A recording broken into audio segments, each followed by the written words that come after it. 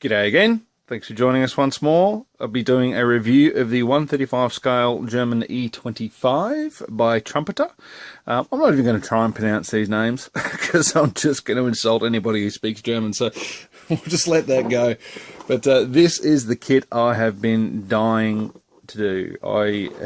This is what started me on this whole E-series jaunt. So you have a look at the box art's quite nice there. And as typical with the others in this series, they've got a completed kit there and a bit of rundown of the tank here. Now, the E-series was designed as a medium tank up to 25 tons, or 25 tons or more. Essentially, the chassis was going to be a replacement for the Panzer 3s and 4 tank destroyers. So the, what have we got, the Stug series and Jagdpanzer series. Yeah, anything on those chassis, really. And it was going to be armed with a 75mm as well. In keeping with the E-series premise, it's going to have similar track system to the later vehicles, so the E50, E75, etc. So big steel road wheels, but narrower tracks, of course. But let's have a look. I'll stop prattling on. Let's have a look. Now, as I said, I'm a huge World of Tanks fan, and I own one of these in World of Tanks. Yes, I'm one of those cockroaches that goes around and shoots everybody in the little E25 that you can't buy anymore. But I absolutely love the tank. It's so much fun. And I've been hanging out to do this, so I can't wait to paint this up in my World of Tanks paint scheme. Yeah, I know, nerd. Alright, so moving on. All your part counts in here. Decal sheets, everything like that.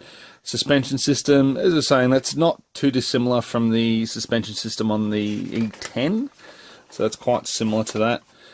It is a bit different, of course, but it is quite similar to that. Very simple construction. Suspension system goes on, road wheels go on, then your tracks go on. Now, pretty certain you've got optional tracks on this one, so you can choose between the vinyl tracks or individual track links, and that's what it covers there. Hull, so the external hull, very simple construction, not a lot to it. Encased gun in its own little mount, which is nice. The externals, very, very simple. So there's not a lot to these kits. They're not massive in-depth builds, but they'll be a lot of fun. And I think most of the fun's just going to be making something which is unusual and doing whatever schemes you want with them, really. And no one's going to criticise you for being historically inaccurate, are they? Photo etch parts. So we've got a couple of photo etch parts here for the track guards, things like that. And the gun system. It's all pretty simple. And there we go.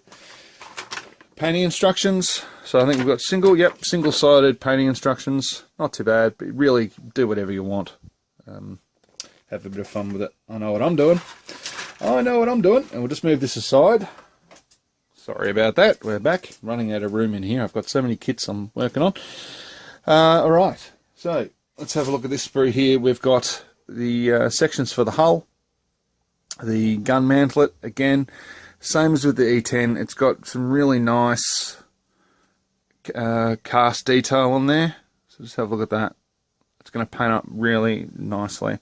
Very similar mount to the E10, so it's essentially the same gun, pretty much. It's meant to be in both tanks, and yeah, nothing too drastic. Nice single-piece barrel. So single-piece barrel there, nice and easy to build. Don't have to worry about seam lines, and the rest of it is pretty much devoted to the tracks. So once again, huge amount of tracks for this tank. If you wanted to do individual track links, knock yourself out. There's quite a few there to choose from, so you can do that. They are moulded fairly well, so there's a little bit of flash on some of them, a few seam lines, but nothing drastic. You know, your standard tidy up when you're working with those. Okay, moving on to the last sections. The hull. So top hull, nice weld seams again. They do a very good job, Trumpeter, with those details. Tiny bit of flash on this part, but not a huge amount. Really easy, simple cleanup. And some good detail there on the lower hull. Come on, camera. You can do it. Let me help you. There you go. Ah, there we are. Sorry about that. But yeah, decent detail there as well. Not too bad. Just to clean up these little pins here. Yeah, pretty neat. Pretty neat. Moving on. Some nice vinyl tracks there. If you don't want to do the individual track lengths. I love having both options in the kits. It's a great idea that more manufacturers should do. And you've got your basic decal sheet again. Nothing too elaborate. I've said enough about those. But it's nice to have them. Photo etch. Some lovely photo etch parts there. So engine grills and track guards. It's all on cardboard backing. So it's all nice there. And last, but by no means least, spades, hammers, axes, blah, blah, blah, blah, blah, blah. All the paraphernalia that comes along with tanks. There's a bit of flash on some of these parts. Some of the smaller parts, you can see it there just behind my index finger. A bit of flash on there, but then there's nothing drastic. Just a little bit of tidy up. No sink marks or anything like that. And the seam lines, I mean, there are some seam lines, but they're fairly minimal. So, looking good. Looking very, very good. So, E25 by Trumpeter in 135 scale. Oh yeah, it's gonna get a World of Tanks paint job. It has to. I just have to do it. I'm sorry everyone, I just have to do it.